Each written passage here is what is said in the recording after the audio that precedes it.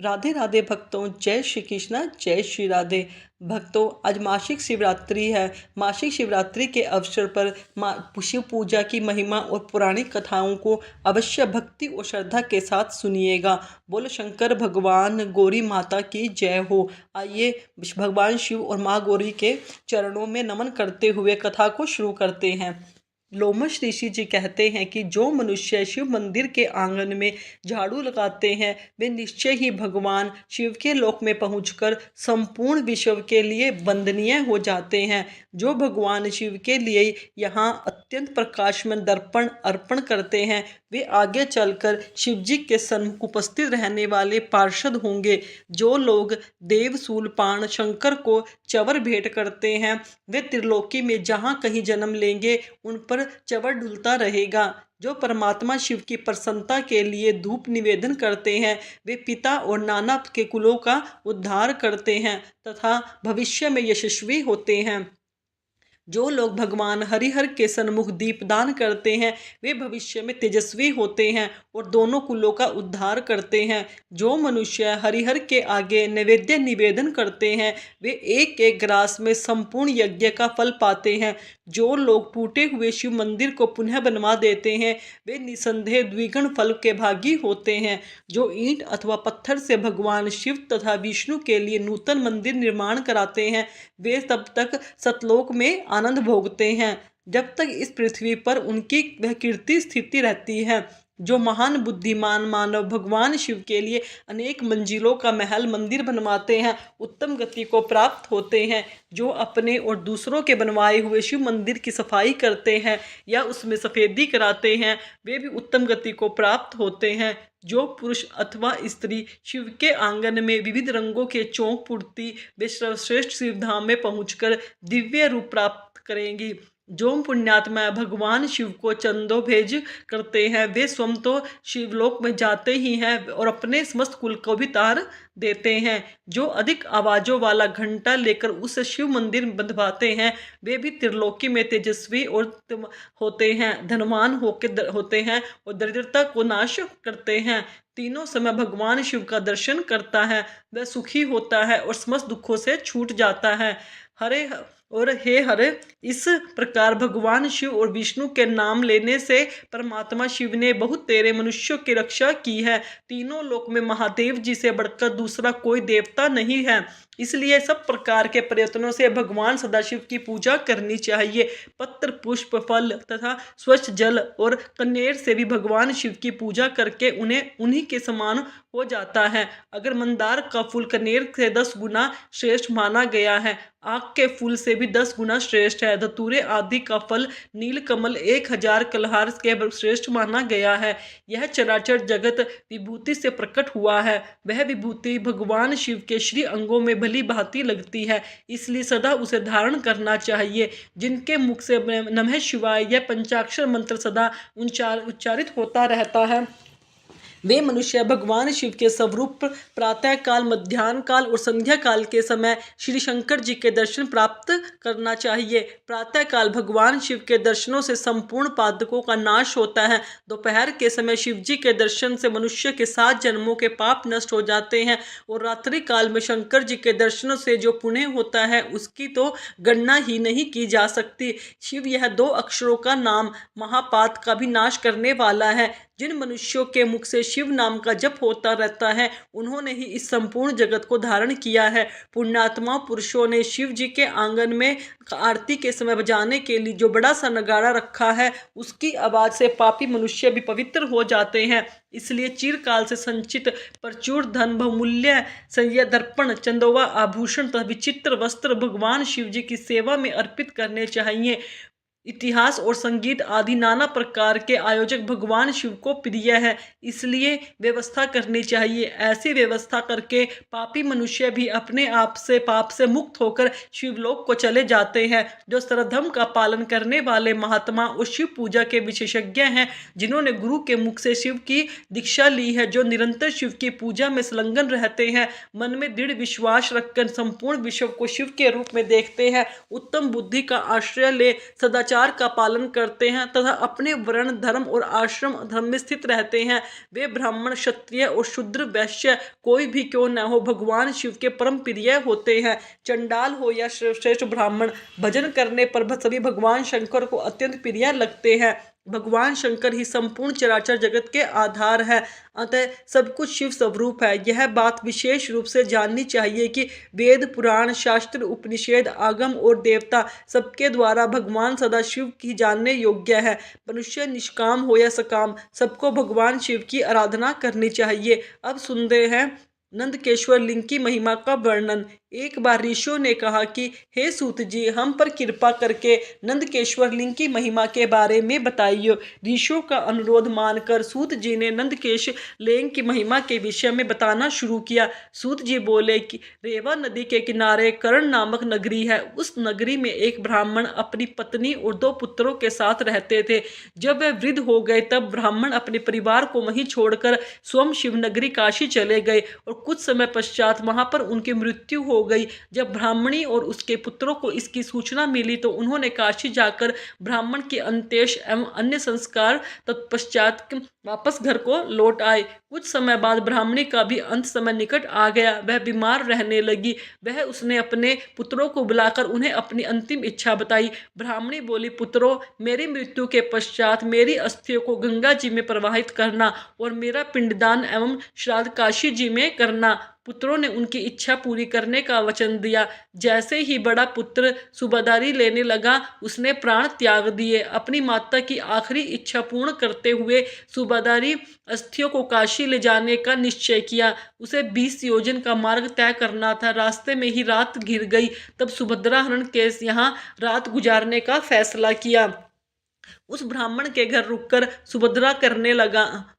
तभी उसने एक अद्भुत बात दिखाई दी। सूत जी बोले, ऋषियों, जिस ब्राह्मण के घर में सुबह ठहरा था वह सुबह और शाम दोनों समय अपनी गायों का दूध निकाला करता था।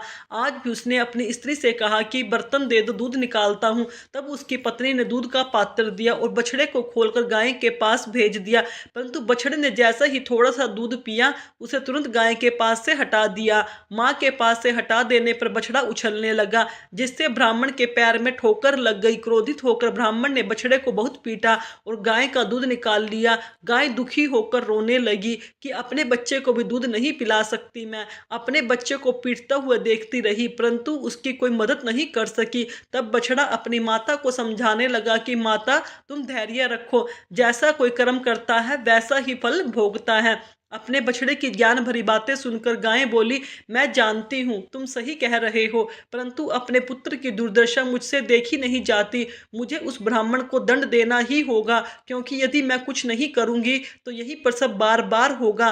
तब बछड़ा अपनी माता से बोला, माँ, यदि आप ब्राह्मण को मारोगे तो आपको ब्रह्म हत्या का पाप लगेगा। अपने पुत्र की ऐसी बातें सुनकर गाय ने कहा, पुत्र, तुम ठीक कह रहे हो, परंतु गाय को सताने का दंड ब्राह्मण को अवश्य मिलना चाहिए। बाकी रही ब्रह्म हत्या, उसके पाप को मिटाने का उपाय मैं जानती हूँ। यह कहकर गाय चुप हो गई। गाय और बछड़े की यह बातें सूबा ने सुन ली। यह सुनकर उसने सोचा कि मैं अपनी माँ की अस्थियां लेकर काशी जा रहा हूँ, परंतु मैं यह भी देखना चाहता हूँ कि गाय ब्रह्म हत्या के पाप से कैसे मुक्त होती है और अपना बदला कैसे लेती है। प्रातः काल होने पर सूबा का प्रहार लड़के की बगल में कर दिया। यह देखकर ब्राह्मण ब्राह्मणी दोनों दौड़ते हुए अपने पुत्र के पास आए, परंतु कुछ ही देर में उसके पुत्र के प्राण पखेरु उड़ गए। हाहाकार मच गया। सब रोने लगे। ब्राह्मण पीट पीट कर गाय और बछड़े को घर से निकाल दिया। ब्रह्म हत्या की दोषी उस गाय का रंग सफेद से काला पड़ गया। जैसे ही गाय और बछड़ा घर से निकले, वह पतित स्वांद भी उसके पीछे पीछे चल पड़ा और देखना चाहता था कि गाय क्या करती है और कहाँ जाती है। चलते चलते वे नर्मदा नदी के किनारे पहुंची, जहाँ पर पहले से ही नंदीकेश्वर महाराज महादेव विराजमान थे। गाय ने नर्मदा नदी में 3 गोते लगाए तो उसका काला रंग पुनः सफेद हो गया। यह देखकर सूबा को बड़ा आश्चर्य हुआ। गाय वहां से निकलकर कहीं अन्यत्र चली गई। तब नर्मदा को प्रणाम कर ब्राह्मण पुत्र सूबा ने भी नदी में स्नान किया। फिर नंदीकेश्वर का विधि पूर्वक पूजन करने के पश्चात वह काशी को चल पड़ा।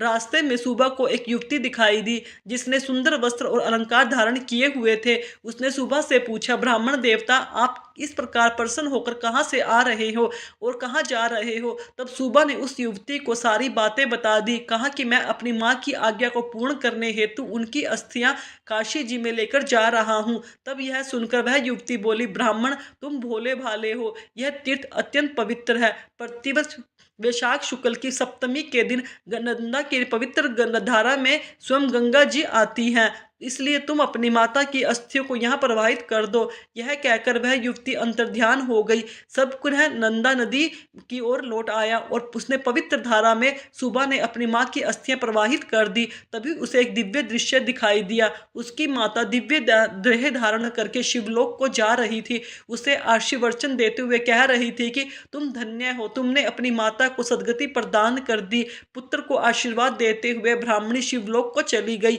यह कथा सुनकर ऋषियों ने सूत जी से पूछा कि सूत जी, वहां भगवान शिव का ज्योतिर्लिंग नंदीकेश्वर कैसे स्थापित हुआ? कृपया करके हमारी इस जिज्ञासा को भी शांत कीजिए। ऋषियों के प्रश्न को सुनकर सूत जी बोले कि एक बार की बात है, नर्मदा नदी के किनारे ऋषिका नाम की एक विधवा ब्राह्मणी रहा करती थी। तरुणा अवस्था में ही उसका पति पुनः पापों के कारण चल बसा। तभी से ऋषिका भगवान शिव के चरणों का ध्यान करने लगी तथा उसने अपना सारा जीवन शिव के पूजन ध्यान व्रत में लगा दिया। उसने एक पार्थिव लिंग की स्थापना की, महादेव जी की कठोर तपस्या करनी आरंभ कर दी। एक दिन एक बलवान मायावी राक्षस घूमता हुआ उस स्थान पर आ गया और बाल विधवा तपस्विनी को देखकर उस पर मोहित हो गया, परंतु वह ब्राह्मणी अपनी आराधना में ही लगी रही। तब उसे डरा धमकाकर पाने की कोशिश करने लगा।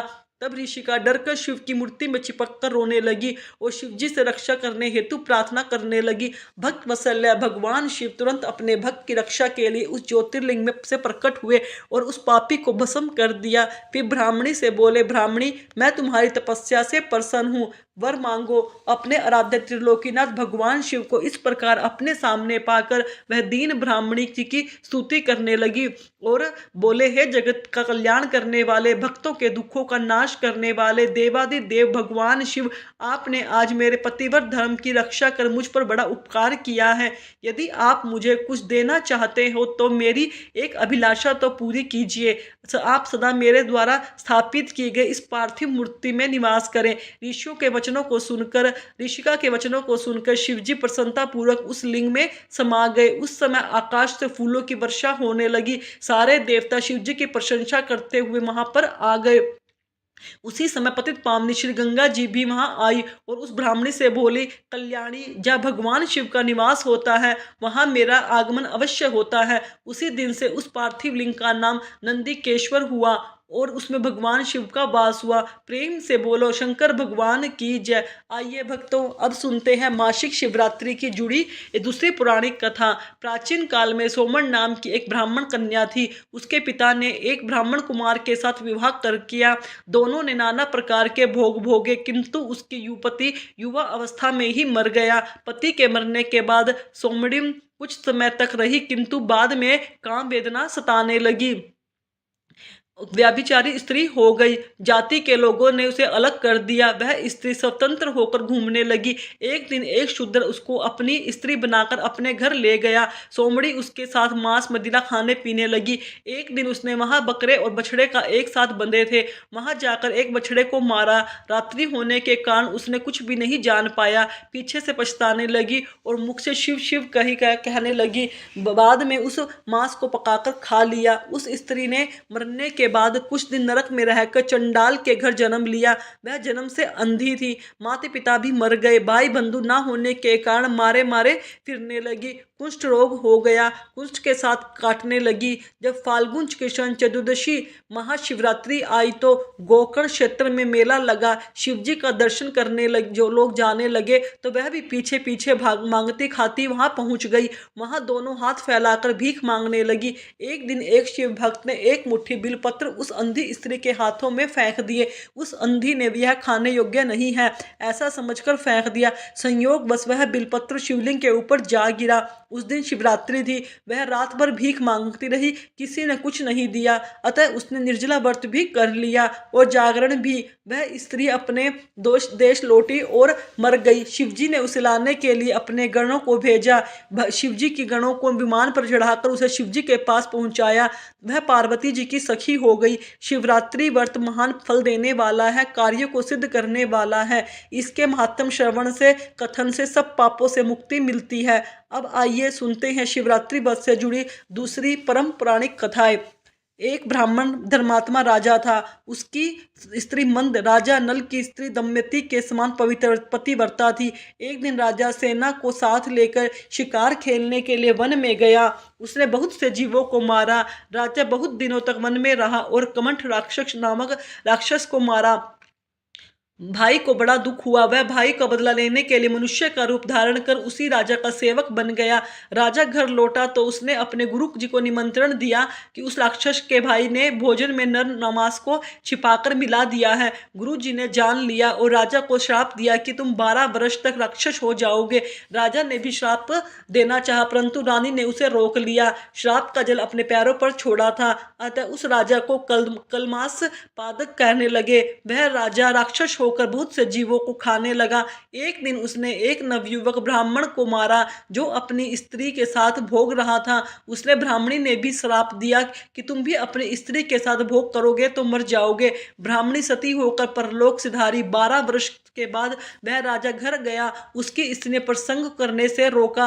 वह घर छोड़कर तीर्थ यात्रा के लिए चला गया। जनकपुरी में गौतम मुनि से भेंट करके कहा, मुझे ब्राह्मण का श्राप लगा है, कैसे छूटेगा? तब मुनि ने कहा कि तुम शिवजी की उपासना करो। जहाँ गोकर्ण क्षेत्र में महाबल नाम का शिवलिंग है उसका पूजन करो, शिवरात्रि व्रत करो। राजा मित्र सहित ने ऐसा ही किया। शिवरात्रि व्रत के प्रभाव से राजा ने सब प्रकार के सुख भोगे। अंत में शिवजी का गण हो गए। इस चरित्र को प्रतिदिन सुने और सुनावे, उसकी 21 पीढ़ी तर जाती है। यह परम पवित्र इतिहास भगवान शंकर का है। भगवान भोलेनाथ की महिमा अपरंपार है। प्रेम से बोलिए भगवान शिव की जय। धन्यवाद।